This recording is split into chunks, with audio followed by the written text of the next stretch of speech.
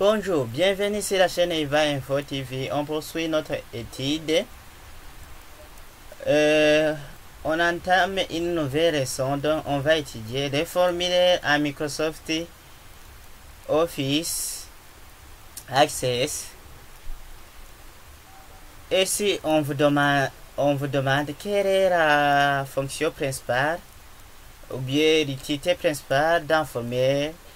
L'utilité principale d'un formulaire est la saisie de données. Mais croyez-moi, un formulaire peut aussi afficher les données, mais son utilité principale est la saisie des données. On peut afficher un formulaire soit en mode de création, soit en mode de formulaire, soit en mode de page. En mode de création, ce mode de création sert à créer un formulaire ou à modifier sa structure. Le mode de formulaire permet de visualiser et de saisir des enregistrements. Le mode de page, il est intermédiaire entre les deux précédents, donc il permet de modifier le formulaire et de faire consulter les données du formulaire. On peut créer un formulaire. Pardon, il existe plusieurs méthodes de création d'un formulaire. On peut créer un formulaire en mode formulaire. Donc je dirais c'est le formulaire vierge. On peut créer un formulaire vierge. Création rapide en 2 clics. Ou bien utiliser la méthode assistant formulaire qu'on a vu dans les vidéos précédemment vues au début de son cours. Et on peut aussi utiliser le mode de création qui est une méthode par excellence. Alors, réalisons une requête, créons une requête. Je dis requête, c'est le formulaire, Créons un formulaire vierge. On utilise la base de données.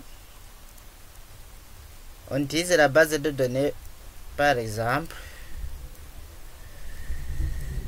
On va utiliser la base de données gestion misée. Pour créer un formulaire, on passe dans l'onglet créer.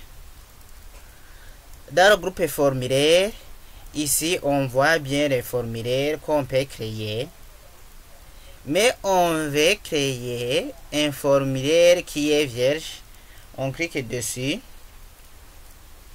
Et on choisit alors les champs qui vont apparaître sur le formulaire. Et on veut travailler sur la table peintre et la table tableau.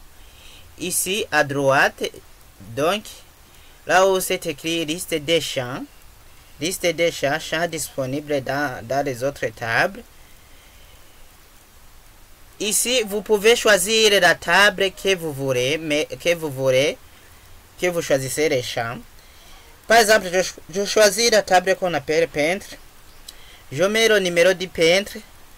Je mets aussi le prénom du peintre.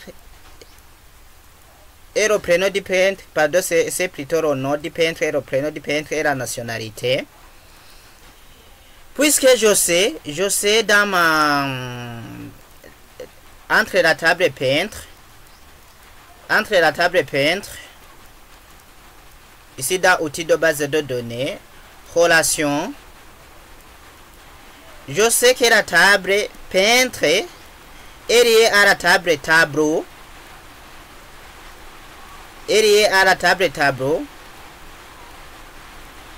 Je vais utiliser aussi la table tableau. Je veux que le nom du tableau soit inséré ici en bas. Pour que je le fais, je vais cliquer glisser vers le formulaire. Je dis que je connais que le nom du peintre de la table peintre, c'est un champ identifiant qui correspond au champ analogue du nom peintre de la table tableau. C'est pourquoi lors di glisse, ma di cliquer glisse, di no di tableau, dans le formulaire, les données vont s'afficher. Faisons alors un cliquer glisse, di no di tableau, dans le formulaire, et je remets ici en bas par exemple. Et voilà, je viens de réaliser un formulaire vierge. Je peux faire avancer. Je peux faire avancer les enregistrements. Se trouvant ici, je travaille sur les enregistrements se trouvant dans la table peintre. Si je vais travailler avec les enregistrements se trouvant dans la table tableau, et voilà. Donc ici je clique, j'ai arrivé sur le dernier.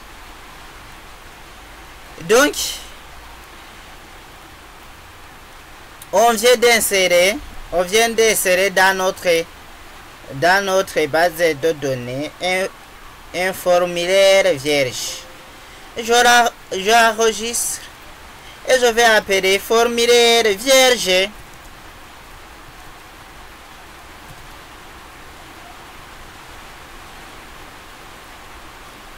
Ici, si on regarde ici, on a ajouté aussi formulaire vierge. Je fais double clic et voilà, on a ajouté le formulaire qui est vierge. Merci, à la prochaine.